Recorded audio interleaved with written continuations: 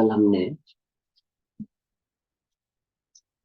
चार प्रकार की संप्राप्ति को देखा शरीर के अंदर।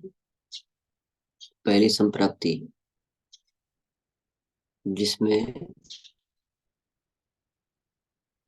शरीर में कफ वृद्धि यानी कि श्लेष्मल आहार के कारण धातुओं में आम प्रदोष होता है और जो रस होता है ये परम सूक्ष्म निर्माण नहीं होता है, इसलिए अन्य अन्य सूक्ष्म धातुओं की निर्मित नहीं होती है, तो वहां पे वात प्रकोप होता है। दूसरा, वातज के स्वतंत्र निदान होते हैं और उन वातज स्वतंत्र निदान का परिणाम ये होता है कि रस क्षय होता है, रस का शोषण होता है और उसका परिणाम अग्नि के ऊपर होता है और आम प्रदोष होता है। तीसरा, जैसे रस का क्षय हुआ स्वतंत्र रूप से वातपैतिक निदान होने के परिणाम स्वरूप वात पित्त में भी आग्नेय वायव्य आकाशीय गुणों की वृद्धि होने के कारण शरीर के रस धातु के ऊपर प्रभाव पड़ता है। उसका परिणाम अग्नि विषम होता है, यानी कि अग्नि विषम यानी कि शरीर के परमाणुओं में वात के गुण अग्नि के अधिष्ठान में अभिभुवन होता है इनका, और उसका परिणाम अग्नि के ऊपर पड़ता है, तो भी व्याधियां होती है, जैसा हमने तृष्णा में देखा। अब आगे का जो विषय है, इसके अलावा भी कुछ ऐसे दूसरे कारण हैं जिसके कारण रस में दुष्टि आती है, तो रस प्रदोषज व्याधियां होती है और उसके परिणाम भी व्याधियां निर्माण होती है, जो इस अध्याय में वर्णन ना करके सुश्रुत ने दूसरे दूसरे स्थानों पर इनको बताया है। जैसे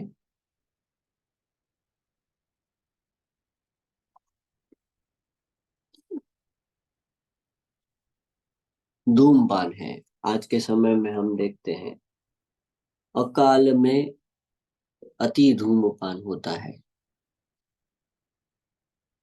तो उसके कारण भी ये प्रभाव भी रसक के ऊपर पड़ता है, इससे भी रसक क्षय होता है। दूसरे विषजन्य भाव है, जो कि सुश्रुत ने कल्पस्थान में वर्णन किए हैं। ये भी सभी भाव तीक्ष्ण उष्ण रुक्ष विशद व्यवायी आशु होते हैं, इसके कारण भी शरीर के ऊपर रस में प्रभाव पड़ता है।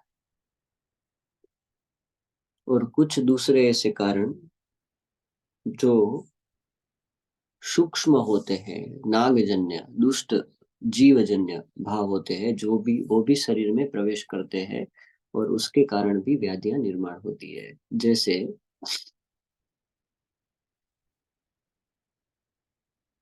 आज के मोबाइल नेटवर्किंग सिस्टम, वाईफाई और ये सभी का ज्यादा मात्रा में प्रयोग करते हैं, तो उनमें हमने देखी है कि लोगों को इस प्रकार से बोन मेरो डिफ्यूजन और अनेक प्रकार की व्याधियां होती है।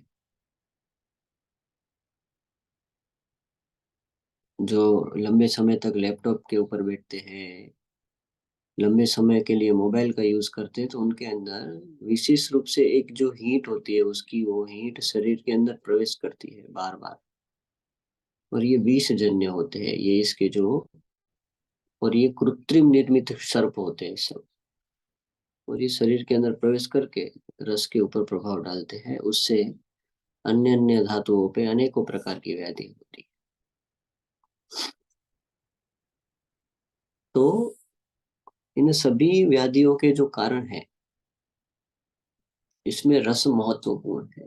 दूसरी भी धातुएं हैं, पर रस का महत्व अत्यधिक होता है। अब हमने यहां तक तो देखा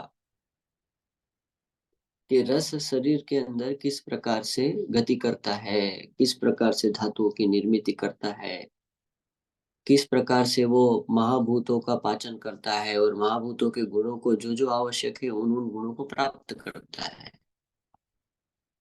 2 मिनट होल्ड करना।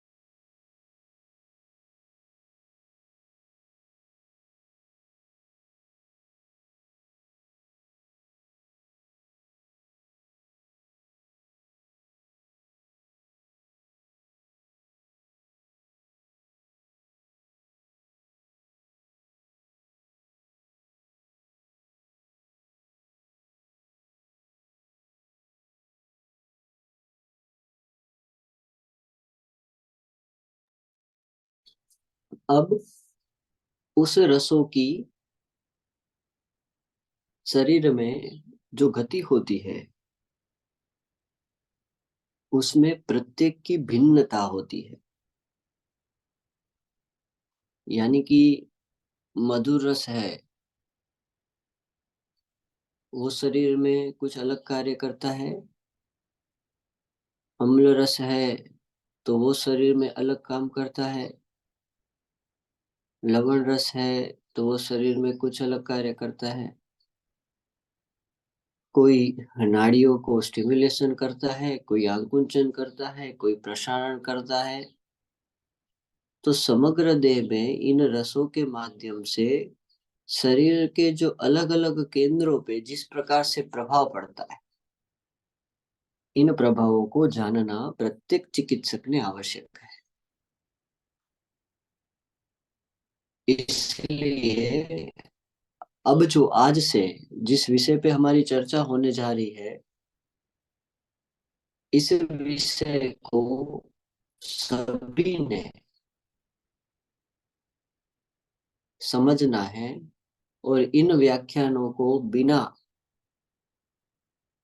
मिस किए, मतलब छोड़े बिना सुनना है। अगर एक व्याख्यान आपने इसको छोड़ा है तो इसके आगे का व्याख्यान समझ में नहीं आना है, ये निश्चित है।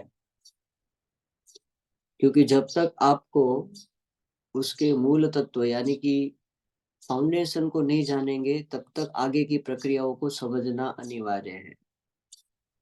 और ये ऐसी प्रक्रिया नहीं है कि ये संहिता ग्रंथों का अध्ययन 2 दिन में 3 दिन में हो सके।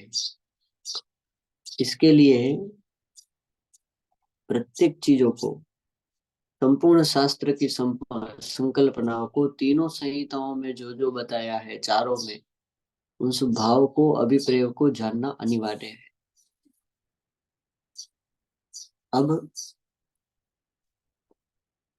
जरक सूत्र स्थान अध्याय 26 निकालो।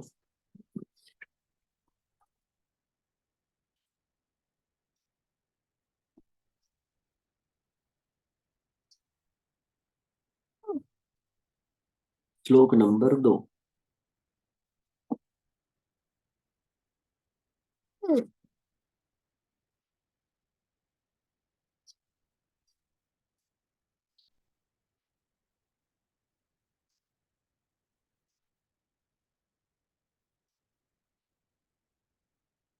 और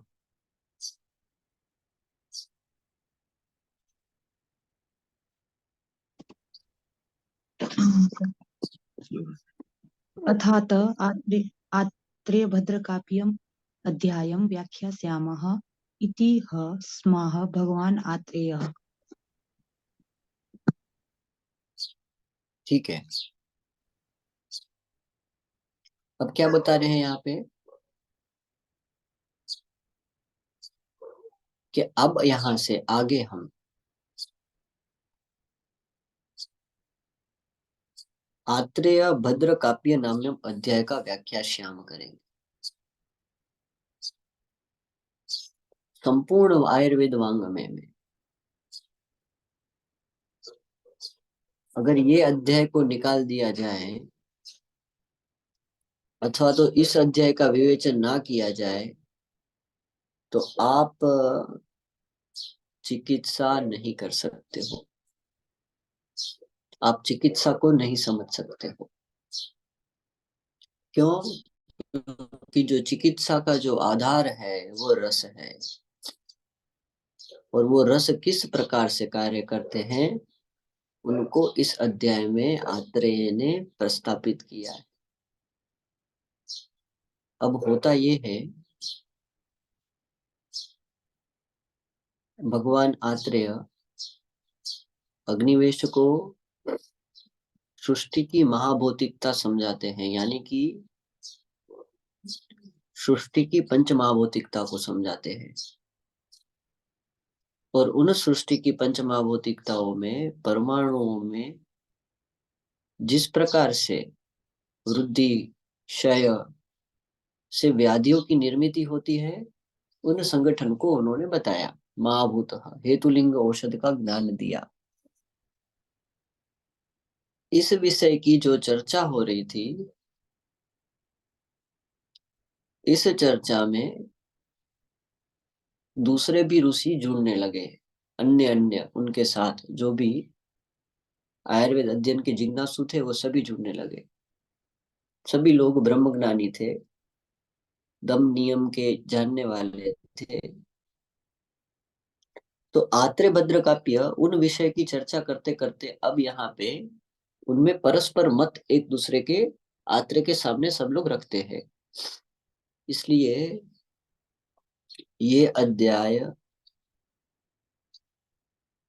सबसे बड़ी केमिकल फैक्ट्री जिसे बोलते हैं वो है। सृष्टि के सूक्ष्म से सूक्ष्म परमाणुओं की संगठनात्मक रचनाओं को किस प्रकार से जानना, उसकी यहाँ पे विधि बताई है, जानने की विधि बताई है।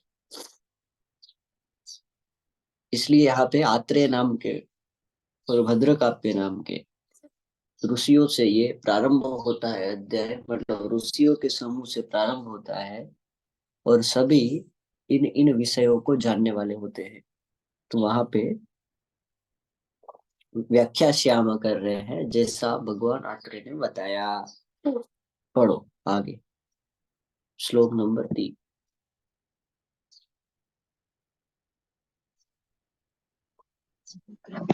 आत्रेयो भद्रकाप्यश्च शाकुन्तेय तथैव च पूर्णाक्षश्चैव मौद्गल्यो हिरण्याक्षश्च कौशिकः। सर आगे हम्म, बोलो। पढ़ो यह पढ़ो पूरा कुमार पढ़ो। शिरा यह कुमार शिरानाम भारद्वाजः स च अनघः श्रीमान् वायुर्विदश्चैव राजा मतिमतां वरः निमिश्च राजा वैदेहो बडिशश्च महामतिः कांकायनश्च बहालिकभिषजां वर एते श्रुतवयो वृद्धा जितात्मनो महर्षयः वने चैत्ररथे रम्ये सम्यु सम्युर्विजिहीर्ष्व हम्म, तेषां तत्र उपविष्टानं सर ये क्या इयम अर्थवती इयम हाँ अर्थवती हाँ, बहुत बढ़िया बहुत बढ़िया। इयम अर्थवती कथा इयम अर्थवती बभु बभुवार्थम बहु बभुवार्थम बभुवार्थविदां सम्यग्र स स साहार विनिश्चय। सम्यक रस आहार विनिश्चयार्थ। ये शब्द महत्वपूर्ण का है। क्या बता रहे हैं यहाँ पे? आत्रेय भद्रकाप्य शाकुन्देय पूर्णाक्षमोदग्ल्य हिरण्याक्ष कौशिक य कुमारशीष भारद्वाज भारद्वाज च अनंगः वायुर्विदः निमिः राजा वेदेह बैडिशः कांकायन बालिकभिषगः बालिकः। इन सभी की प्रायः हम नित्य आहुति देते हैं, सभी की यज्ञ में। क्यों? क्योंकि आगे के शब्दों में इन्होंने लिखा है एते श्रुतवयो वृद्ध, सुतवृद्ध और वयोवृद्ध, ये सभी लोग ज्ञान वृद्ध थे। यानी कि ब्रह्मांड के ज्ञान से, श्रुति के ज्ञान से ये लोग तृप्त थे, वृद्ध हो चुके हैं। ज्ञान से भी वृद्ध है, आयु से भी वृद्ध है, साधना से भी वृद्ध है। प्रत्येक प्रकार की जिन्होंने प्रक्रिया करके ऐसे जितात्मन महर्षि है, जिन्होंने सभी प्रकार के ज्ञानों को, सभी प्रकार के आयामों के ऊपर जिन्होंने कार्य कर रखा है, ऐसे सब महर्षि थे। मतलब मात्र आयुर्वेद नहीं, अन्य अन्य शास्त्रों का भी जिन्होंने अभ्यास किया था, ऐसे सभी महर्षि वहां पे बैठे। कहाँ पे? चेतरथ नाम के वन में, वहां पे ये लोग सब बैठे थे। क्या किया? तेषाम तत्र उपविष्टा नाम, वहां सब बैठे हुए में इयम, ये कथा क्या? अर्थवती कथा, प्रारंभ की कथा, यानी कि बातें करना, एक विषय को लेके फिर उस विषय के ऊपर चर्चा करना। क्या? अर्थविदाम बभूव, क्या? सम्यक आहार रस विनिश्चयार्थ। जो ये रस है, इसका विनिश्चय करने के लिए ये लोग सभी लोग बैठे। ये इनका विषय था, रस का। ये मुख्य विषय था। अब ये रस की चर्चा करना ये लोग प्रारंभ करते हैं, ये सभी ऋषियों ने मिलके। पढ़ो आगे।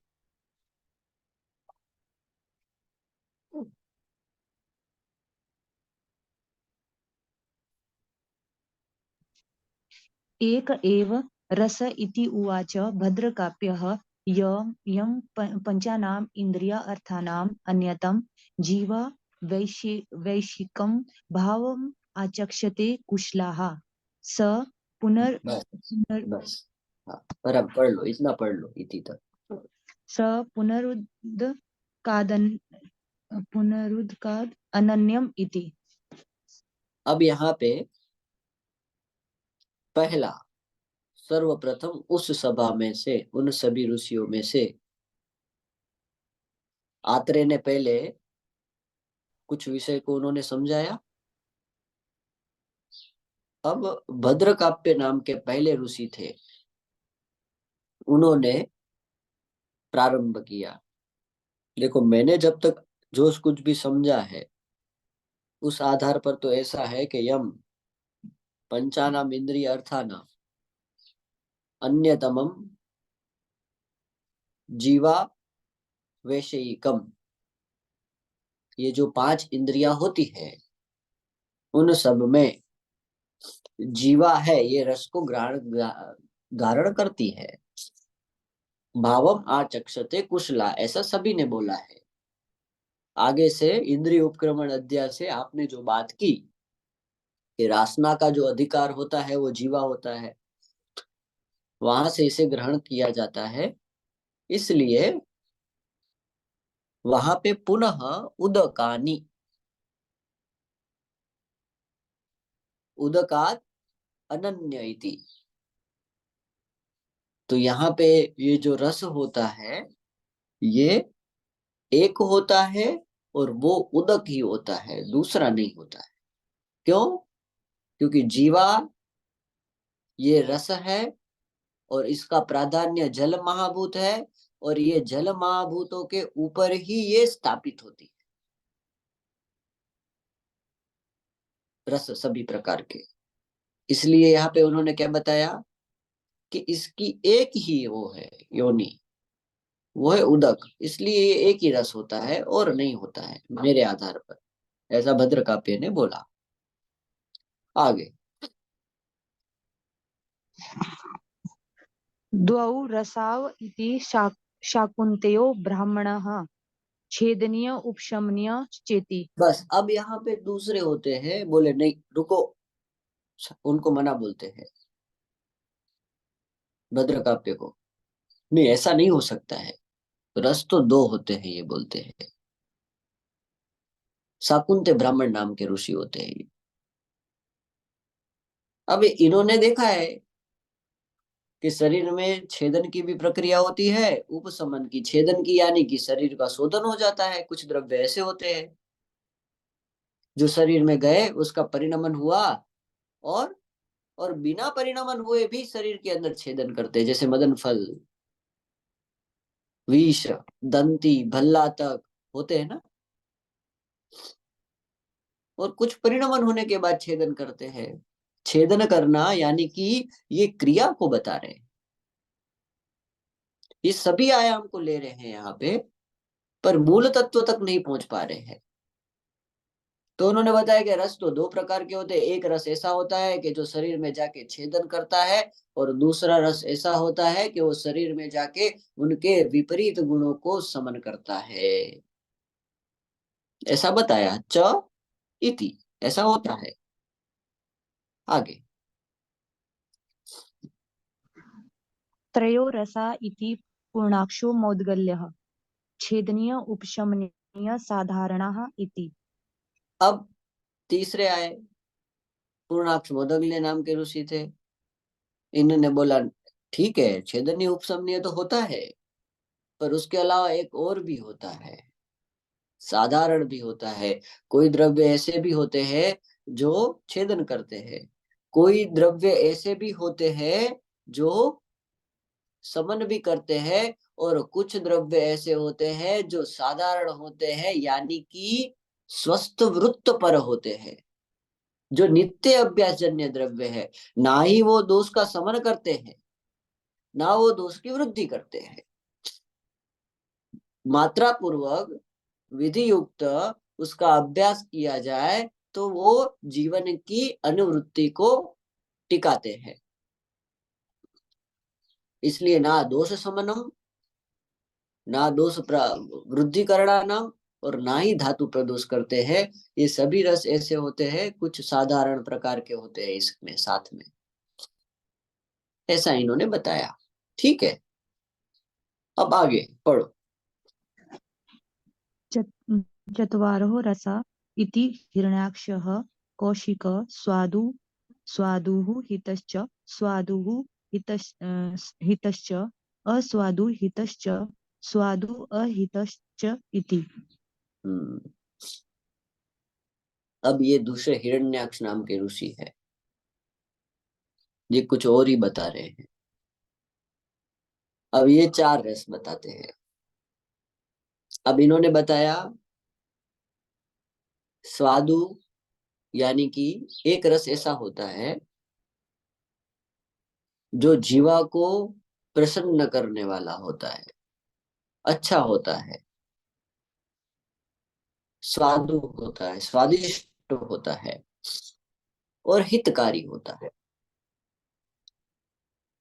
दूसरा ऐसा होता है, स्वादु होता है पर शरीर के लिए अहितकारी होता है।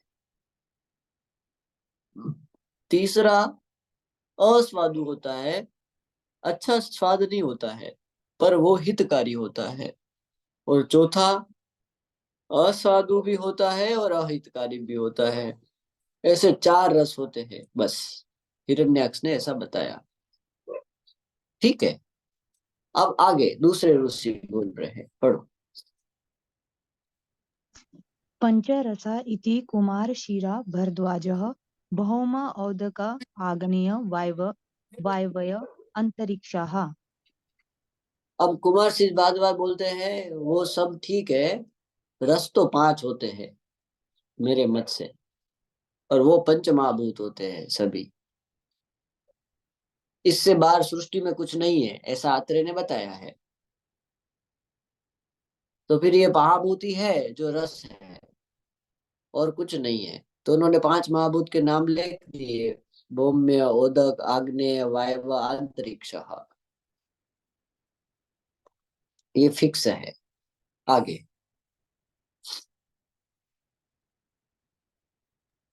षड्रसा इति वायुर्विदो राजऋषि गुरु लघु शीत उष्ण स्निग्ध रुक्षाः।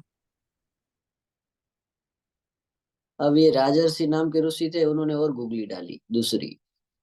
अब ये बोलते हैं कि रस तो छह होते हैं बोले, और क्या होते हैं? तो बोले गुण होते हैं, गुरु लघु शीतोष्ण स्निग्ध रुक्षाह, ये छह होते हैं। और इसी में दूसरे दूसरे अन्य अन्य गुण आश्रित होते हैं। ये विषय है आगे वीर्य में, सुश्रुत ने भी वर्णन किया है। कहीं कहीं पे षड्विध वीर्य बताया है, कहीं कहीं पे अष्टविध वीर्य बताया है, कहीं पे दो वीर्य बताया है। अब जहाँ पे दो वीर्य बताया है, उष्ण और शीत, वहां पे अन्य सभी 20 गुण वो दोनों वीर्य में आश्रित हो जाते हैं। जहाँ अष्टविध वीर्य बताया है वो 8 गुणों में सभी गुण आश्रित हो जाते हैं। तो दूसरे वीर्यों का उन्होंने वर्णन नहीं किया है। अब आगे सप्तरसा इति निमि विदेह मधुर अम्ल लवण कटु तिक्त कषाय क्षाराः। अब निमि विदय के ऋषि आए, ये अब यहाँ पे 7 रस बताते हैं। बराबर है, हाँ 7 रस बताते हैं। और ये बोलते हैं रस तो 7 होते हैं, मधुर अम्ल लवण कटु तिक्त कषाय और एक क्षार को जोड़ते हैं यहाँ पे। क्षार भी बोले रस होता है। ठीक है, आगे अष्टौ रसा इति बडिशो धामार्गवः मधुर अम्ल लवण कटु तिक्त कषाय क्षार अव्यक्तः। अब यहाँ पे 6 रस तो वो बताए हैं, क्षार भी बताया, और साथ में बोले अव्यक्त और एक अलग होता है। ऐसे 8 रस होते हैं टोटल। ये ग्रंथ निर्माण की पद्धति है। साहित्यक पद्धति बोलते हैं इन सभी को। ये विषय अगर वो चाहते हैं अग्निवेश तो यहाँ नहीं रखते, पर अग्निवेश ने इन विषयों को लेके शास्त्र की बुद्धि को उद्देश्य से निर्देश की तरफ ले गए। इसलिए यहाँ पे इन विषयों को इन्होंने लिया है। इन इन संवाद को इन्होंने यहाँ पे प्रस्थापित किया है, जिससे इस व्याख्यान को वो सिद्ध कर पाए, आत्रेय सिद्ध कर पाए। और उस व्याख्यान को जब इन प्रश्नों को आत्रेय जब सिद्ध करते हैं, तब वो संपूर्ण रूप से जो सत्य है एक एक वस्तुओं का वो प्रस्तापित करते हैं, कि आने वाले समय में किसी को भी प्रश्न आए तो उनका यहाँ जवाब देते हैं वो। आगे पढ़ो। अपरिसंख्येय रसा इति कांकायनो बालिक भिषक आश्रय गुण कर्म संस्वाद विशेषाणाम अपरिसंख्येत्वात्। अपरिसंख्य रसाहा, ये अभी और अलग आ गए। इन वो तो अलग ही निकले पूरे। ये बोलते हैं अपरिसंख्य होते रस तो। बालिक नाम के भिषक आए, आश्रय गुण से, कर्म से, स्वाद से, विशेषणाम, ये सभी आधार पर, शरीर में होने वाली क्रिया के आधार पर प्रत्येक रस भिन्न भिन्न काम करता है। इसलिए ये रस तो असंख्य ही है, बोले गिनती मत करो इसकी। बोले कोई दो बताता है, कोई एक बताता है, कोई चार बताते, कोई पांच बताते, नहीं, ये बोले असंख्य ही है। खत्म काम। अब आगे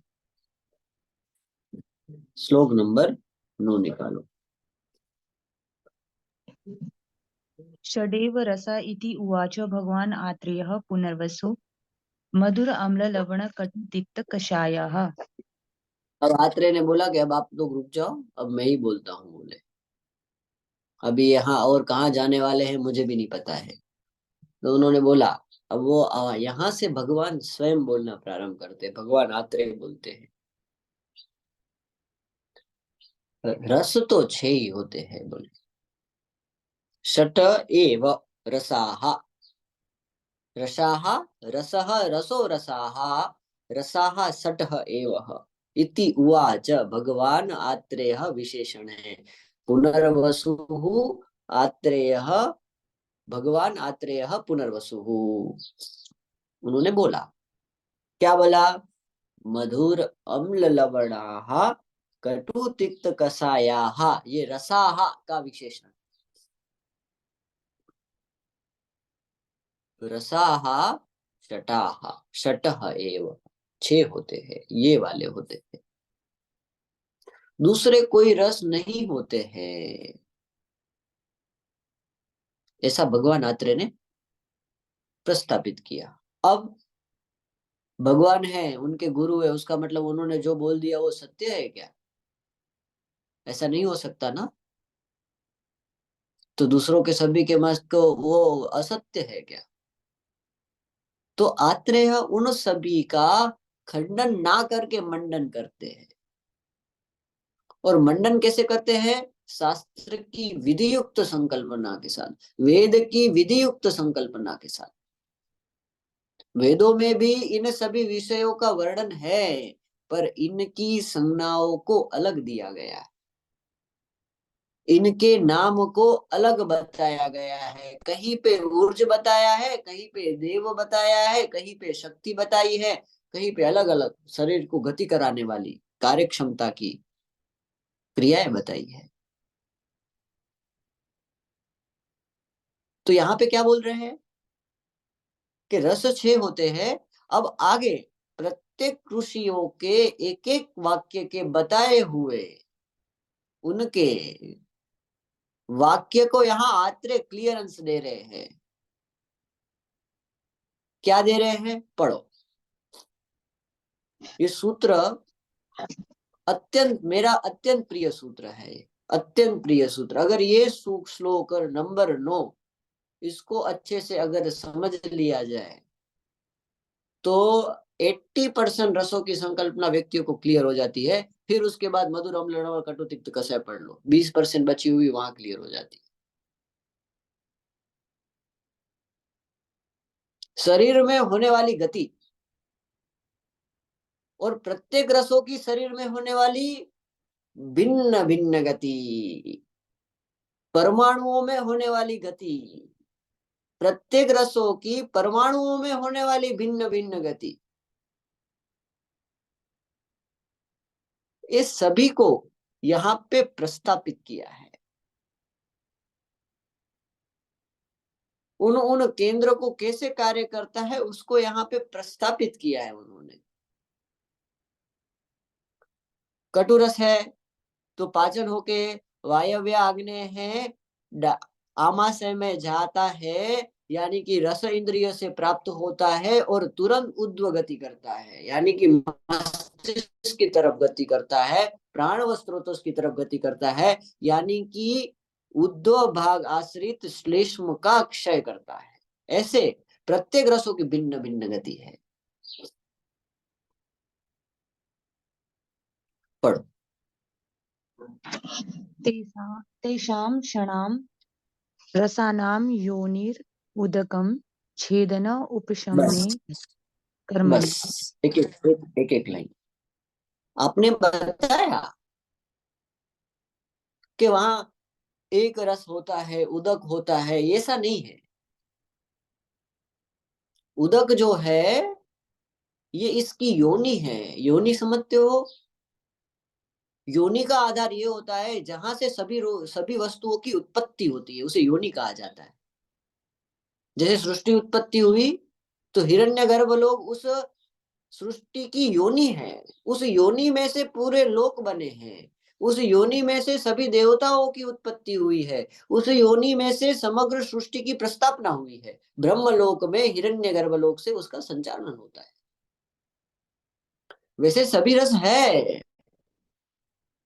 मैंने बताया है कि रासना ग्रहण करती है, उसी प्रकार से वो रासना का जो जल महाभूत है उस रस को ग्रहण करने वाला है, निश्चित है, क्योंकि उसकी योनि वो है। देखो चरक सूत्रस्थान अध्याय 1 निकालो।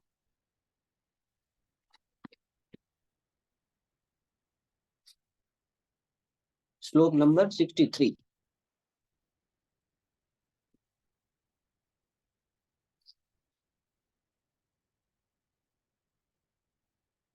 64 सूत्र 1 64।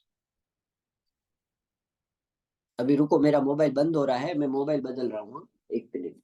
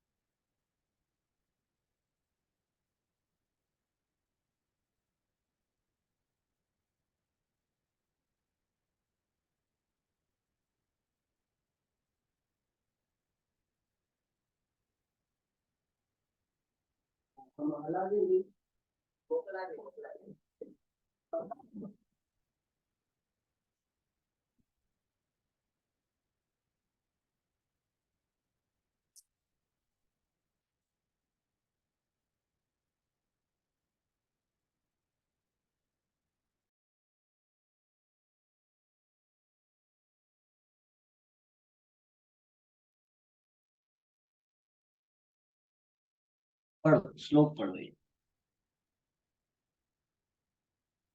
64 पढ़ो।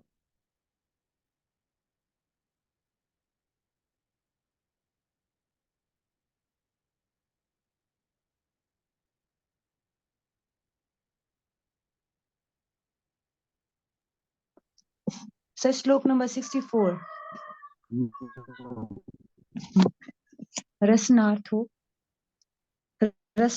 रसः तस्यः द्रव्यम् आपः क्षितिस्ततः निर्वितौ च विशेषे च प्रत्यया खाद्यः त्रयः। निवृत्तो च विशेषेः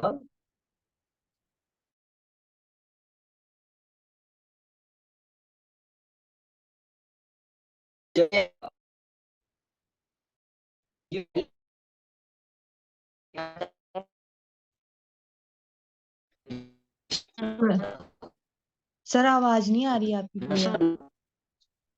क्या बात कर। हेलो, भी नहीं आ रही है? अब आ रही है सर। ठीक है। रसनः यानी कि जो जीवा का अर्थ है, यानी कि जीवा इंद्रिय, रसन इंद्रिय का जो अर्थ है वो क्या है? रसः तस्य, वो रस है। अब आगे का जो शब्द है ना, ये हमारे लिए बहुत महत्वपूर्ण है। द्रव्यम आपः क्षितिः तथा, इन सभी का जो द्रव्य है वो कौन है? आप यानी कि जल और पृथ्वी है। इसका अर्थ क्या हुआ? इसका अर्थ ये हुआ कि समग्र सृष्टि में जितने भी द्रव्य हैं वो सभी द्रव्य का जो आधारभूत है वो जल है और पृथ्वी है। इन सभी को आधार बनाया जाता है। और आगे क्या बोलते हैं? निवृत्तो च विशेषेय। निवृत्तो यानी कि जो व्यक्ति रिटायर्ड हो जाता है ना, उसे निवृत्ति बोलते हैं हम हमारी भाषा में। कि अब ये रिटायर्ड हो गया, अब रिटायर्ड होने के बाद उसका एक स्थान घर में फिक्स हो जाता है। उसी प्रकार से निवृत्तो हो यानी कि एक स्थान ग्रहण करते हैं। यहाँ स्थान के आधार पर शब्द लिया गया है। एक विशेष रूप का स्थान, विशेष यानी कि अलग अलग, डिफरेंट डिफरेंट स्थान। किसी में कहीं और जगह पे, किसी पे कहीं और जगह पे, किसी में कहीं और जगह पे। निवृत्तो च विशेषः, आगे क्या बताया है? प्रत्ययाः, प्रत्ययाः खादयस्त्रयः। ख आदयः यानी कि आकाश, वायु और अग्नेय, ये तीन आदय, ये तीन जो होते हैं वो उन जल और पृथ्वी महाभूत जो बेसिक कंटेन है द्रव्य का, उन तीनों में ये अपना अलग अलग स्थान ग्रहण करते हैं और उसके आधार पर सृष्टि के समग्र समग्र द्रव्यों का निर्माण करते हैं। कोई किसी को चावल बनाते हैं, किसी को गेहूं बनाते हैं, किसी को सरसों बनाते हैं, और किसी को बाजरा बनाते हैं, किसी को ज्वार बनाते हैं, किसी को जौ बनाते हैं, किसी को अश्वगंधा बनाते हैं, किसी को शतावरी बनाते हैं, किसी को जाम्बू बनाते हैं, किसी को आम्र बनाते हैं। ये प्रकृति की नियमन की प्रक्रिया है। इसलिए उदक योनि क्यों है? क्योंकि जल जो है ये प्रत्येक में बेस है, और उस बेस के ऊपर कहीं पे आग्नेय ज्यादा होगा, कहीं पे आकाश ज्यादा होगा, कहीं पे वायव्य ज्यादा होगा, कहीं पे ये तीन कम होंगे। इस प्रकार के सृष्टि के समग्र भावों को ये निर्माण करते हैं। निवृत्तो च विशेषेह, निवृत्तो यानी कि अपनी विशिष्ट, मतलब अलग अलग जगहों पे अलग अलग स्थान ग्रहण करके सृष्टि के अलग अलग भावों को, द्रव्य को निर्माण करते हैं। ये खाद है त्रय। इसलिए ये उदक, ये एक जोनी है। चलो मूल श्लोक पे आओ, पढ़ो आगे।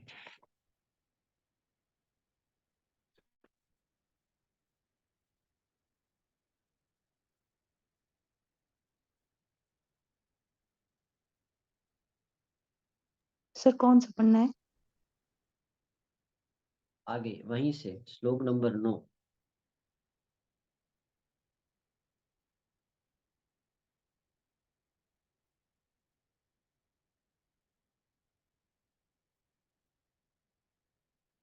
वही 26 में ही, मूल श्लोक पे। जी जी जी। तयो मिश्री तयो मिश्री भावात् साधारणत्वं स्वादु वेदना, अस्वादुता। अब वो बता रहे हैं आत्रेय, छेदन, उपशमन, ये रस नहीं है। हाँ, ये शरीर में कार्य होते हैं। रस, इसका एक कार्य होता है कि कोई रस होता है, ये छेदन करता है, पर ये रस नहीं है। उपशमन करता है कोई रस, ये इसका कर्म है। ये वो नहीं है, रस नहीं है। और इन दोनों से मिश्री भाव होके कोई साधारण भी रस होते हैं, ये सभी इनके कर्म है।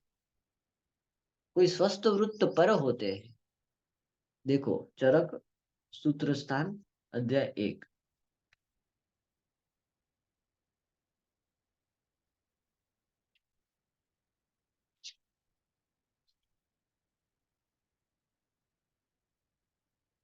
श्लोक नंबर 67 पढ़ो।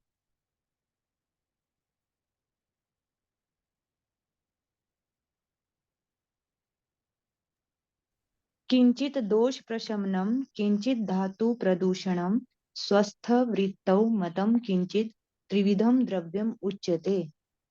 आया समझ में?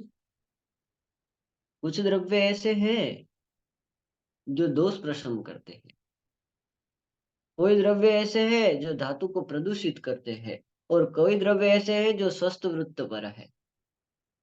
अब दोष शमन करने वाले, जब तक दोष वृद्धि है तब तक प्रक्रिया में लोगे तो कोई आपत्ति नहीं है। दोष क्षय हो गया उसके बाद भी उस द्रव्य को प्रारंभ रखा तो वो व्याधिकारक होंगे। कुछ द्रव्य कैसे हैं, धातु को दुष्ट करते हैं, प्रदूषण करते हैं, भल्लातक है, विष है, छेदन करने वाले हैं। इनको मात्र दोषों का निवारण करने के लिए उपयोग में ले सकते हो आप। और तीसरे कौन से बताए, जो साधारण है, जो स्वस्थ वृत्त पर है, जिनका अभ्यास करते रहने से, नित्य अभ्यास करते रहने से शरीर का उपचय हो, यानी कि वृद्धि बनी रहे, ना दोषों का शमन करे ना धातु को प्रदूषण करे। तो ये इसके कर्म है, ये रस नहीं है। मूल श्लोक पे आओ, आगे पढ़ो।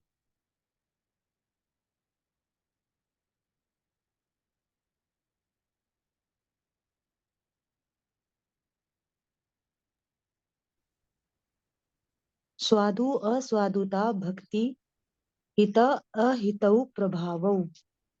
स्वादु अस्वादु, ये भाई रुचि का विषय है। यानी कि स्वाद आना, अच्छा स्वादिष्ट लगना, और स्वादिष्ट न लगना, ये आपकी रुचि का विषय है, सभी की अलग अलग व्यक्तियों की। इसलिए ये रस नहीं है। हाँ, सभी 6 रस होते हैं, कोई स्वादु भी होता है, कोई अस्वादु होता है। उसका मतलब ये नहीं है कि ये रस है। तिक्त है वो अस्वादु है, मधुर है वो स्वादु है। पर स्वादु और अस्वादु होना, ये रस कहोगे तो ये बात सही नहीं है। ये भक्ति है, रुचि के आधारी है। और हित और अहित रसों का जो है वो प्रभाव है। कोई हितकारी होता है, कोई अहितकारी होता है, किसी का प्रभाव। उसका मतलब ये रस हो, ये भी आवश्यक नहीं। इसका मतलब ये रस नहीं है। आगे। पंच महाभूत विकार तु आश्रयः प्रकृति विकृति विचार देश काल वशः। क्या बात है, ये जो सूत्र है, ये सूत्र आत्रेय ने इतना अद्भुत लिखा है। इसका अर्थ यहाँ पे अभिप्राय देखो। पंच महाभूत विकारा, मतलब जो हमने अभी देखा, क्षिति, आप, इनके आधार होते हैं ख आदय स्त्र, इसके ऊपर निवृत्त रूप से, विशेष रूप से स्थान ग्रहण करते हैं। तो ये बता रहे हैं कि ये जो महाभूत है ये बराबर है, पर ये रस नहीं है। क्यों? क्योंकि ये महाभूत के ऊपर ये आश्रित होते हैं, ये बात सही है, पर महाभूत ये रस नहीं हो सकते। महाभूत को ये बेस बनाते हैं, कंटेंट बनाते हैं अपना बेसिक, पर वो रस नहीं है। अब आगे का जो शब्द है ना, ये शब्द बहुत महत्वपूर्ण है। प्रकृति विकृति विचार देश काल वशाहा, ये सभी इन शब्द से वशीभूत होते हैं। जैसे काल के विषय में हम देखेंगे तो शिशिर ऋतु में होने वाली कंटकारी और अभी हमारे कच्छ में इस काल में होने वाली कंटकारी, दोनों में भेद होता है। ये कंटकारी ज्यादा रुष्क होती है, ज्यादा शुष्क होती है, ज्यादा तीक्ष्ण होती है, इसके अंदर आप्य भावों का अभाव होता है।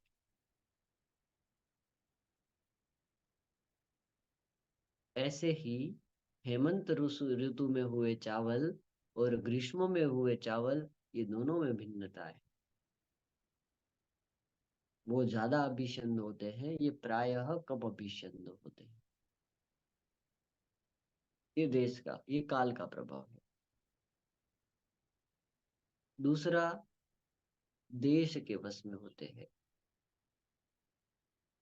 आनूप प्रदेश में होने वाले पदार्थ और जंगम में होने वाले पदार्थ, ये दोनों में भी भिन्नता है। तो यहाँ आत्रेय बताते हैं,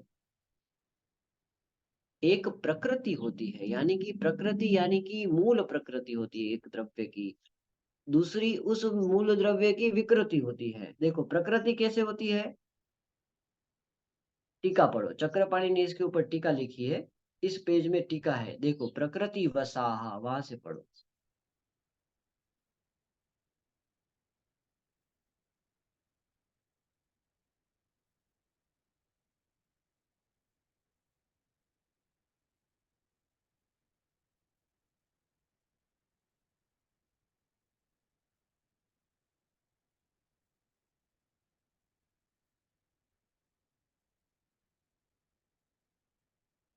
मिली? आज क्या स्क्रीन शेयरिंग में गड़बड़ हो रही है क्या?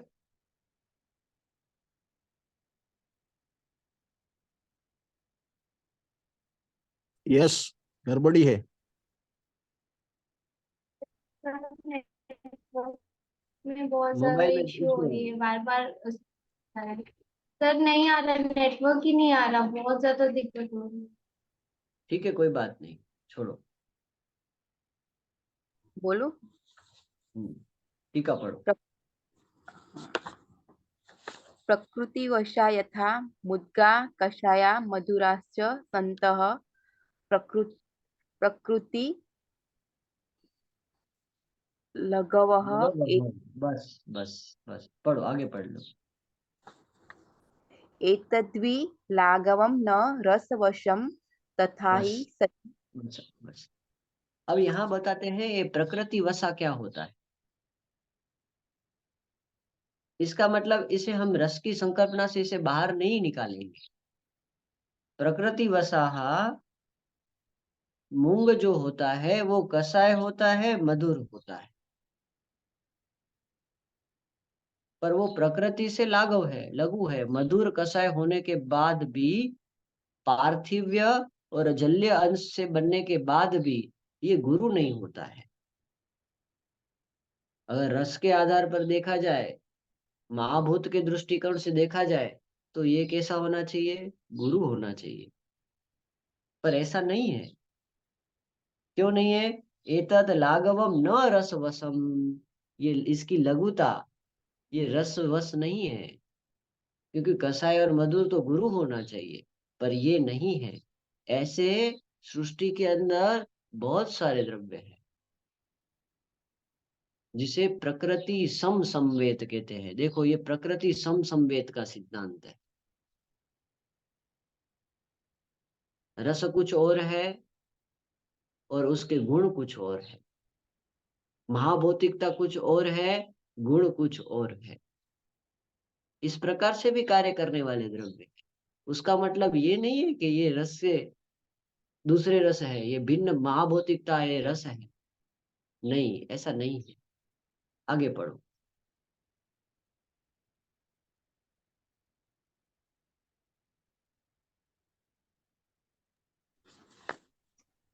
टीका ही पढ़ना है सर? हाँ, टीका ही पढ़ना है।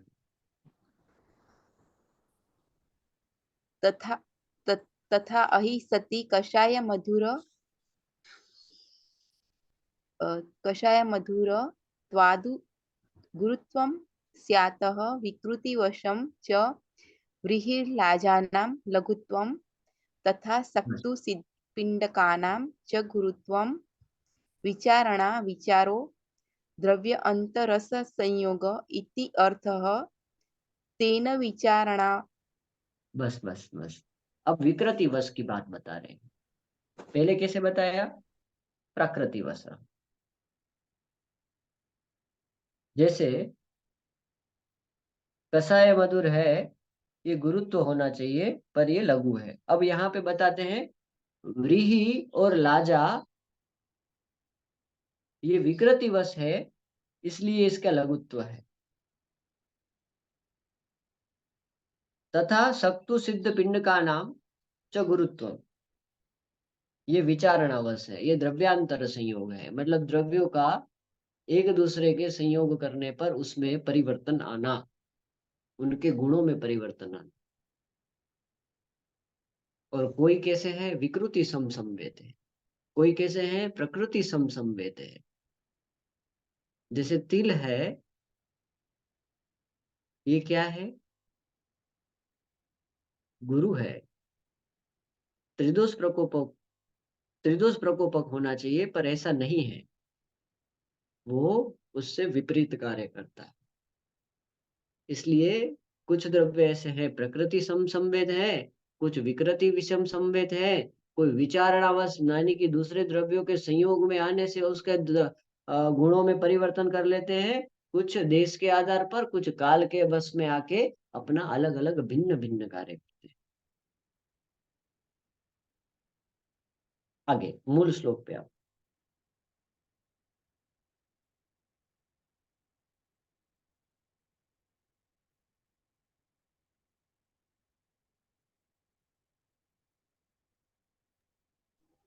मैं बोलूं के को? हाँ हाँ, कोई भी बोलो। तेष तेष्वाश्रयेषु द्रव्यसंज्ञकेषु गुणा गुरु लघु शीत उष्ण स्निग्ध वृक्ष आद्याः क्षरणात् बस क्षारः। बस बस। तेषु आश्रयेषु, ये सप्तमी है। गुणाः द्रव्यकेषु द्रव्य संज्ञकेषु गुणाः, जो आपने ये 6 रस बताए, गुरु लघु शीत उष्ण स्निग्ध रुक्ष, दूसरे आचार्य को बोल रहे हैं। पहले महाभूत वाले को जवाब दिया, अब गुण वाले को जवाब दे रहे हैं। उनका मंडन कर रहे हैं, खंडन नहीं कर रहे हैं, मंडन कर रहे हैं उनका। कैसे बोल रहे हैं? वो रस नहीं है, वो गुण होते हैं, और ये गुण तो सभी द्रव्यों में आश्रित होते हैं।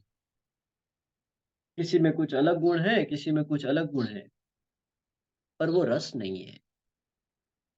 आगे।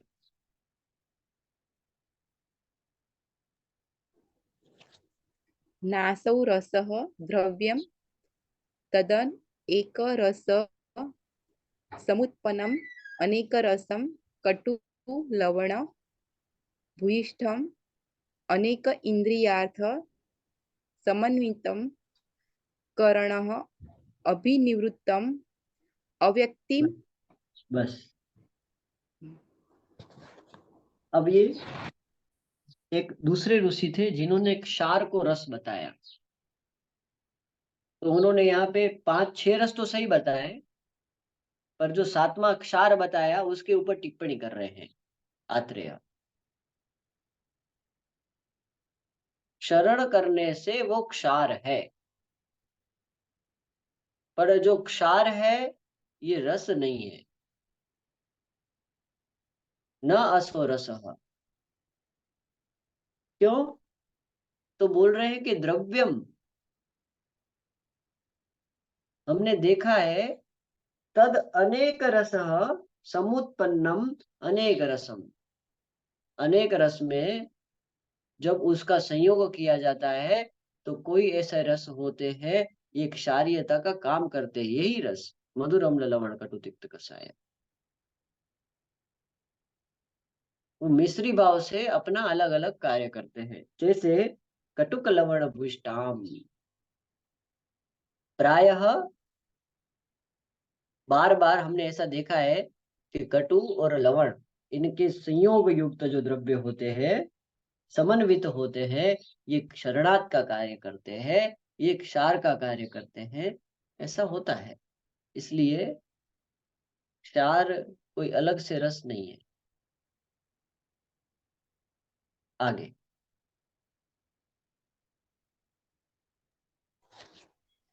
अव्यक्ति भावस्तु खलु रसानां प्रकृति भवति अनुरसे। अव्यक्ति भावाः तु खलु प्रकृति भवति, रसों की मूल प्रकृति है अव्यक्त भाव ये। फिर उसके बाद उस मूल भाव के ऊपर ये सभी आरूढ़ होते हैं। जल और क्षिति के ऊपर ये सब आरूढ़ होते हैं। इसलिए अव्यक्त भी रस नहीं है, क्षार भी रस नहीं है, महाभूत भी रस नहीं है, कर्म भी महा रस नहीं है, और योनि भी रस नहीं है। ये अलग अलग अवस्थाएं हैं सभी। आगे।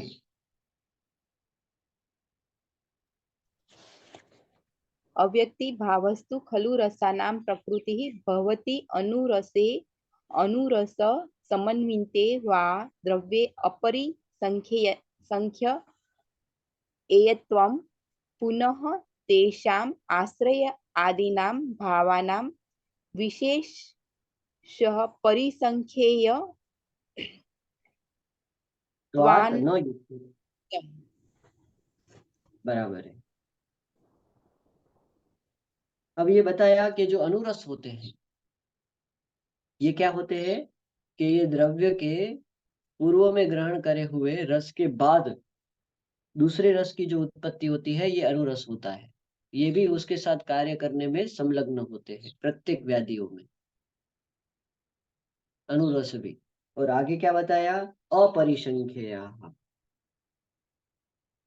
ये भी नहीं होते हैं, रस अपरिसंख्य नहीं होते हैं। क्यों? क्योंकि मिलित भाव से अलग अलग परमाणुओं का संगठन निर्माण करेंगे, ये निश्चित है, पर करेंगे तो ये 6 ही करेंगे, दूसरे कोई भी नहीं करेंगे। आगे।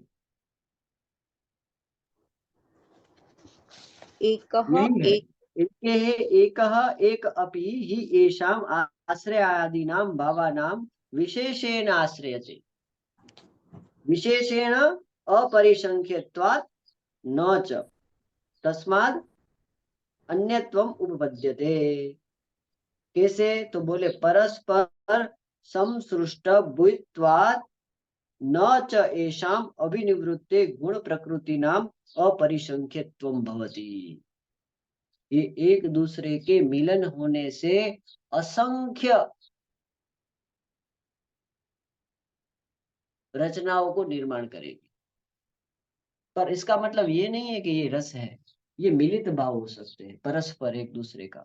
मधुर के साथ अम्ल, अम्ल के साथ कटु, कटु के साथ तिक्त, मधुर अम्ल लवण, कटु तिक्त कषाय के साथ, ये सभी द्रव्यों की अलग अलग योजना करके ये असंख्य हो सकते हैं, पर ये रस नहीं है। इसलिए रस अपरिसंख्य नहीं होते, ये बात भी गलत है। इनका भी इन्होंने मंडन किया। इसीलिए तस्मात् न संसृष्टानां रसानां कर्म उपदिशन्ति बुद्धिमन्नः। इसीलिए सभी रसों के मिलित हुए भावों के कर्मों को बताना बुद्धिमान व्यक्ति ने शोभा नहीं देता है। क्यों? क्योंकि इसका कभी पार ही नहीं होना है।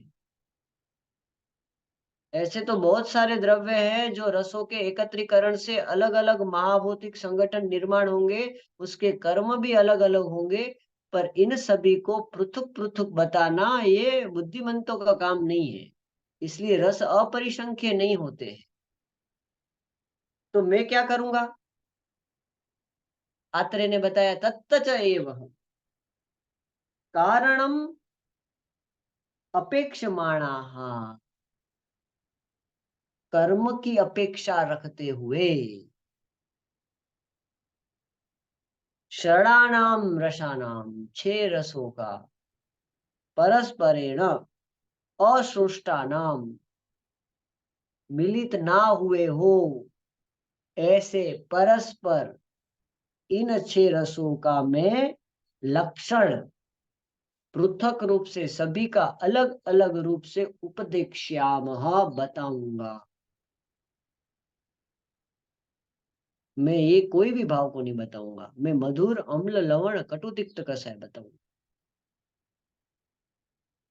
और इसी से ही सभी प्रकार की प्रक्रिया होती है, इसी से ही सभी योग निर्माण होते हैं, इसी से आप असंख्य रसों की संकल्पनाओं को निर्माण कर सकते हो।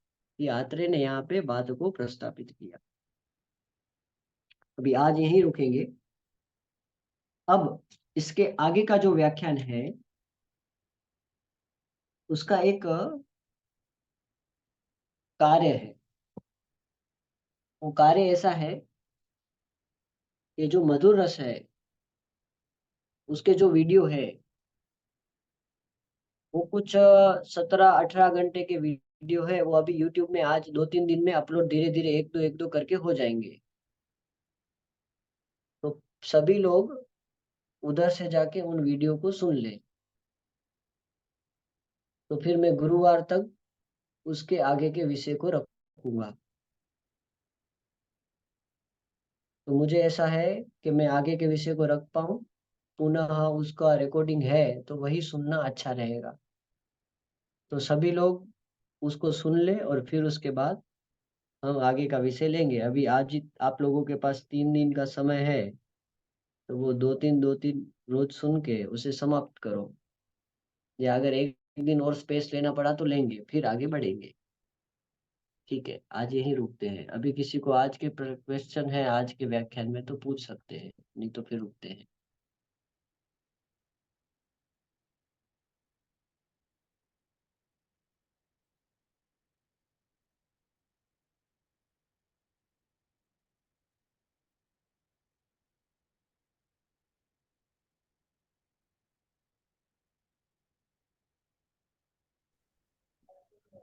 प्रणाम सर। प्रणाम। सर आप तिल के बारे में बता रहे थे कि तिल अपने किस गुणों से का, वहां मुझे कुछ समझ नहीं आ रहा। विमान स्थान अध्याय 1 निकालो,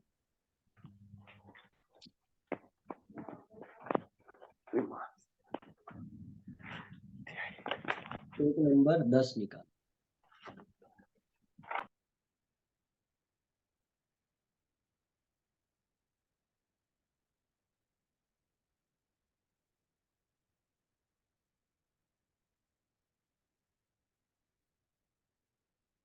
उसकी टीका निकालो।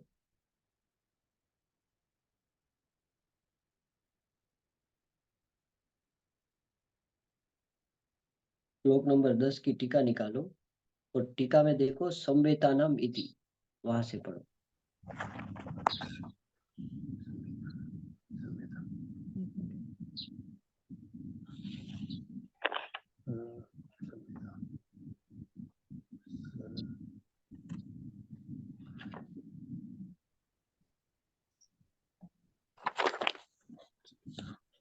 उपशय वाला ना उपशय वाला।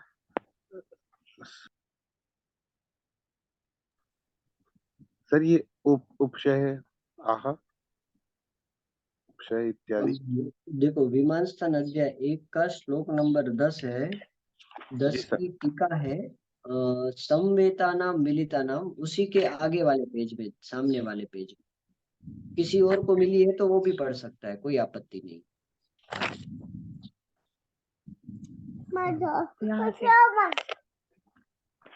कौन सा विकृति है? विकृति पढ़ो। सर। विकृति विषम संवेतानाम इति, विकृति संवेतानाम तथा विषम संवेतानाम च इति। अब विकृति यहाँ पे विषम। क्या बोल रहे हैं? अब यहाँ पे बोल रहे हैं ये संगठन है ना, ये 3 प्रकार का होता है द्रव्यों में। एक प्रकृति समसंवेद, एक विकृति समसंवेद और एक विकृति विषम संवेद। अब देखो, अब यहाँ से पढ़ो समवेता नाम।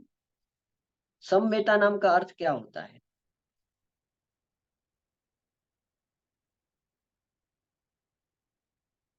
इनका जैसे सेम।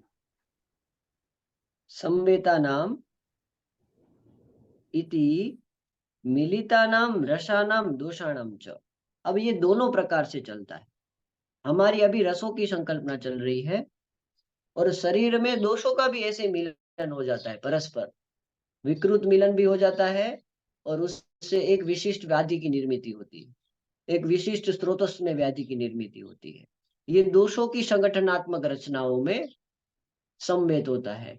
अब यहाँ संवेद का अर्थ ये होता है मिलितानाम, यानी कि परस्पर मिलन हुए रस एक दूसरे में अलग प्रकार से अपनी एक संगठनात्मक रचना बनाते हैं। ये रस होते हैं मधुर अम्ल लवण कटु तिक्त कषाय। दूसरा दोषाणाम च, दोष भी इसी प्रकार से मिलित होते हैं। ये विषय हम बाद में लेंगे, जिसमें हम दोषों की अंशांश कल्पना करते हैं। विकृति की प्रभाव को देखते हैं, देश के प्रभाव को देखते हैं, द्रव्य के प्रभाव को देखते हैं, विकार के प्रभाव को देखते हैं और दोष के प्रभाव को देखते हैं। अब आगे पढ़ो, तत्र रसस्य, वहां से पढ़ो।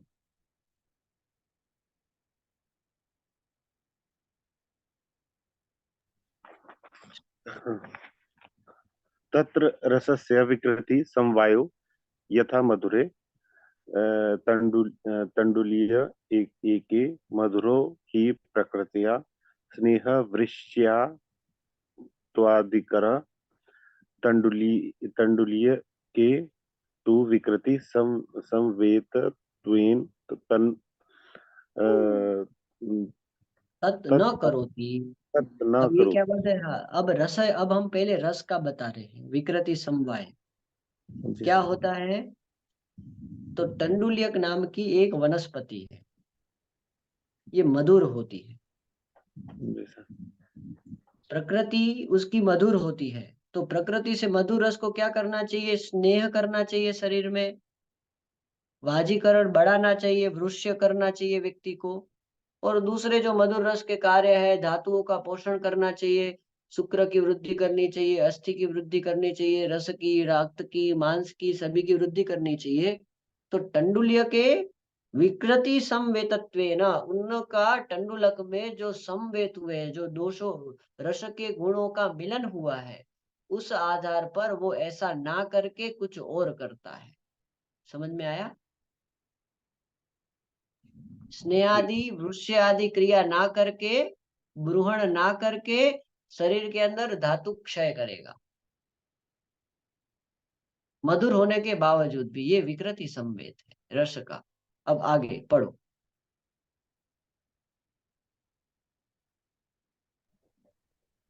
कैसे? विषम संवेतास्तु तिले कषाय कटु तिक्तः मधुरा यदि यदि ही में रसा समया मात्रया संवेदा।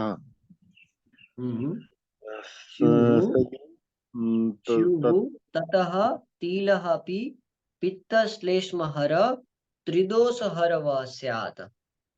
समझ में आया? अब यहाँ पे तिल का बता रहे हैं। ये क्या बता रहे हैं कि जो तिल है उसमें विषम संवेद होता है। ऊपर क्या बताया? विकृति संवेद का उदाहरण दिया।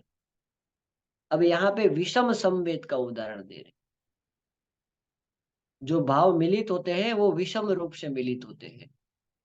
किसी में कुछ ज्यादा रस है, कोई कम रस है। इस प्रकार से एक द्रव्य के अंदर भी वो बंधारण में विषम होता है।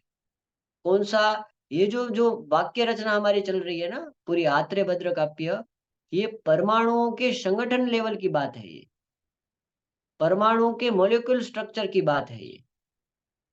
और उन मॉलिक्यूलर स्ट्रक्चर से एक रस से वो क्या कार्य करते हैं शरीर के अंदर, उसकी गति कैसी होती है, इस विषय के ऊपर बात है। तो यहाँ क्या बोल रहे हैं कि उन परमाणुओं के संगठन में, उन महाभूतों के, उन रसों के परमाणुओं के मिलन में विषमता है, मिलित में विषमता है।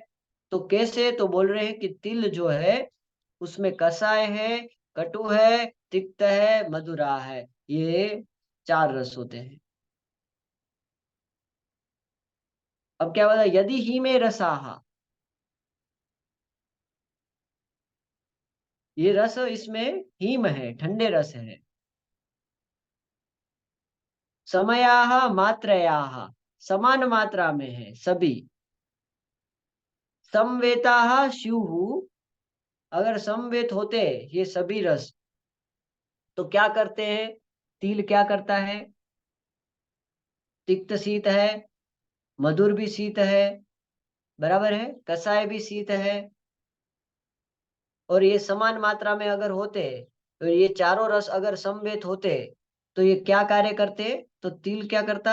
पित्त और श्लेष्म हर होता, त्रिदोष हर होता ना। पित्त श्लेष्म हर कैसे होता? कषाय कटु तिक्त है तो पित्त और श्लेष्मा का हरण करता, और मधुर रस है वो वात का हरण करता, तो त्रिदोषर हो जाते ये।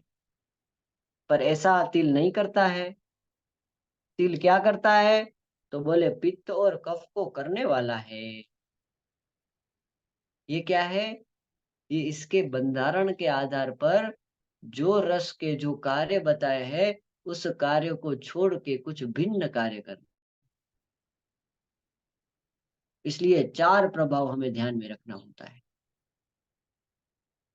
एक द्रव्य का प्रभाव, जैसे दंती है, कटु है, कटु विपाक है, उष्ण है। चित्रक है, कटु है, उष्ण है, कटु विपाक है। उसके बावजूद भी चित्रक है वो अग्नि दीप्ति करता है, पाचन करता है, दीपन करता है। दंती ये ना करके दंती विरेचन करता है। ये द्रव्य प्रभाव है। ये कैसे है? एक ही द्रव्य में एक ही प्रकार की संगठनात्मक रचना होने के आधार होने पर भी वो कार्य न करके दूसरा कार्य करता है। जैसे मदन फल है, कटु है, वृक्ष है, अग्नि दीप्ति नहीं करेगा, वमन कराएगा। ऐसे प्रत्येक द्रव्य प्रकृति वसाहा विकृति वसा, ये इसकी मूल प्रकृति होती है, उससे वशीभूत होके अपना कार्य करते हैं। ऐसे कुछ कुछ द्रव्य हैं जिनको उन्होंने अलग बताया। और यही अध्याय में 26 में चरक ने बताया है, द्रव्याणि ही न च द्रव्य प्रभावः कार्मुकाणि भवन्ति, द्रव्याणि ही रस प्रभावाः द्रव्य प्रभावाः गुण प्रभावाः। ये सभी के प्रभाव से अपना काम करते हैं। ये न कुर्वन्ति तद वीर्यः, यदा कुर्वन्ति तद अधिकरणम। तो ये क्या है, उन उन एक द्रव्य के अंदर उन रसों का जो मिलन है उसकी भिन्नता से वो एक अलग ही स्वरूप धारण करता है, उसकी कार्य क्षमता में अलग भिन्नता आ जाती है। ये क्या है, ये विकृति विषम है। मिलन जो है इसका ये विषम हुआ है। इसलिए ऐसा मिलन जैसे रस का हुआ तो उससे रस प्रभाव कहेंगे, ऐसा मिलन द्रव्य का हुआ वो द्रव्य प्रभाव कहेंगे। इसी प्रकार से ऐसा मिलन जब दोषों का होके एक ज्वर निर्माण हुआ, अलग व्याधि निर्माण, इन महाभूतों में यानी कि वात पित्त कफ में अलग अलग महाभूतों के संगठन यानी कि दोषों के संगठनों का अलग स्थान पे मिलन होना, अलग स्रोतस में मिलन होना, वहां पे अलग व्याधि निर्माण कर। इसी प्रकार से विकार का भी प्रभाव होता है। ये 4 प्रभाव होते हैं टोटल। जैसे रसों का मिलन होता है ऐसे दोषों का शरीर में मिलन होता है अलग अलग प्रकार से। इन मिलनों को तोड़ना यानी कि इन दोषों के मिलनों को सम्यक रस के मिलन से तोड़ना, उसी को साम्य अवस्था प्रस्थापित करने की प्रक्रिया की जाती है। अब वो आप किसी भी रस के माध्यम से कर सकते हो। ये शास्त्र की सूक्ष्म संकल्पना है, ये ग्रंथकारों की सूक्ष्म संकल्पना है। या भी क्रिया भी जायन्ते धातवा समाहा तस्य तत्व विकाराणाम विषक। वो कुछ भी हो सकता है। मैंने पहले भी बताया है कि श्लेष्म प्रधान व्यक्ति है, श्लेष्मज व्याधि है, उसको आपने दौड़ाया तो वो उसकी चिकित्सा हो गई। ये प्रभाव है। समझ में आया? आया सर। जी। अभी डाउट है तो बताइए।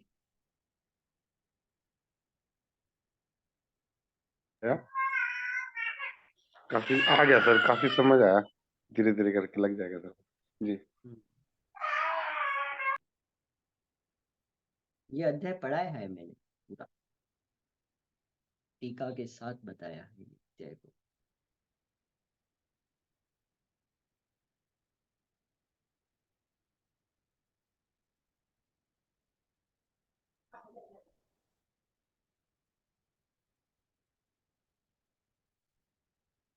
धीरे धीरे इसकी सूक्ष्मताएं समझ में आती है चिकित्सा की, इसी आधार पर। इसलिए प्रैक्टिस करना चाहिए और साथ साथ में शास्त्र का अभ्यास करना चाहिए, दोनों काम होने चाहिए। जी प्रैक्टिस सर। करना अनिवार्य है, तभी हम द्रव्यों के नए प्रभावों को, उसके परिणाम को हम स्वयं अपने आधार पर उसका ऊहन करके समझ सकते हैं। और ये इन ऋषियों ने सभी के ऊपर, एक एक द्रव्य के ऊपर सूक्ष्म तो विवेचन किया है, उसके बाद उन्होंने एविडेंस बेस है ये पूरा, उनके बाद उन्होंने लिखा है। ऐसे ही नहीं लिखा उन्होंने। जैसे तिल का लिखा, चावल का लिखा, टंडुलियक का लिखा, दंती का लिखा, चित्रक का लिखा, हरितकी का लिखा, मदन फल का लिखा। ये सभी द्रव्यों के अलग अलग वो है, अवस्थाएं हैं। इसलिए आत्रेय ने बताया कि रस तो एक ही होते हैं, 6 ही होते हैं। ये सब अलग अलग उसकी प्रक्रिया है। उनमें एक ही द्रव्य के अंदर 6 के 6 रस बैठ सकते हैं, ऐसा जरूरी नहीं है। कहीं पे एक ही रस हो, 2 रस हो, 3 रस हो, नहीं, 6 रस बैठ सकते हैं। और वो 6 रसों की मात्राओं में भिन्नता हो सकती है, किसी में मधुर ज्यादा हो सकता है, किसी में कसाय ज्यादा हो सकता है। अब उसके आधार पर उसका जो कार्य हमने जो सोचा है वो ना हो के कुछ दूसरा हो सकता है। ये आपके प्रश्न का एक्चुअल जवाब ये है। जी सर। ये विकृति वश है। हमने जो अभिप्राय सोचा है कि पृथुक रस का कषाय का ये कार्य है, ये कार्य ना होके कुछ भिन्न कार्य हो सकता है, क्योंकि उसके साथ दूसरे जो रस है उसका प्रभाव पड़ रहा है उसके ऊपर, इसलिए वो कसाय का कार्य ना करके दूसरे भी कार्य को संलग्न करेगा। ये अभिप्राय है यहाँ समझने का। आत्रेय का कहने का भी अभिप्राय यहाँ पे यही है कि प्रकृति वसाहा विकृति वसाहा देश वसाहा काल वसाहा। देश के आधार पर भी वो द्रव्य एक देश की कंटकारी, जैसे आपकी हिमाचल में होने वाली वासा और हमारे कच्छ में होने वाली वासा में दोनों में भिन्नता है। तो देश का प्रभाव, वहां आर्द्रता ज्यादा है, यहाँ पे आर्द्रता कम है, यहाँ शोषण ज्यादा है, तो यहाँ के जो द्रव्य होंगे ये प्रायः रुक्ष होंगे, थर होंगे, कठिन्य होगा। और काल का इसी प्रकार से चरक ने 27वें अध्याय में बताया कि काल जो है, हेमंत में होने वाले धान्य, शिशिर में होने वाले धान्य, इसका प्रभाव और ग्रीष्म में होने वाले धान्य, इसका भिन्नता होती है। इसीलिए मैं बोलता हूँ सभी लोग वैद्य ने औषध स्वयं ने वो करना चाहिए, संग्रह करना चाहिए, फार्मेसियों से नहीं लेना चाहिए, क्योंकि हमें पता होता है ना, हमें जो कार्य करना है वो हमें पता है हमने किस काल में काटी है। भले नहीं सभी औषध नहीं मिल रही है, जो हमें मिल रही है उस औषध को हम हमारे रूप से प्रयोग में ले सकते हैं, क्योंकि रसों की संकल्पना इतनी सूक्ष्म है। हमें पता है हमारी गोखरू कौन से काल में निकाली हुई है, इसका प्रभाव क्या है, हमारा देश कौन सा है, कौन से देश से हमने निकाली हुई है, और हमें क्या कार्य कर लेना है उस द्रव्य से। तो ये सभी चीजें हम कर सकते हैं, इसलिए औषध स्वयं की निर्माण होनी चाहिए। फार्मेसी का तो हमें कुछ नहीं पता है, कब की निकाली है, क्या है, कौन सा द्रव्य है, उसके अंदर कौन सा रस डाला है। इसलिए आप धातुओं से, भस्मों से जो काम नहीं करवा सकते, वो आपकी सिंगल औषध से आप करवा सकते हैं। पिन पॉइंट चिकित्सा होती है इससे। चलो रुकते हैं। धन्यवाद सर। धन्यवाद सर। धन्यवाद। धन्यवाद आप धन्यवाद।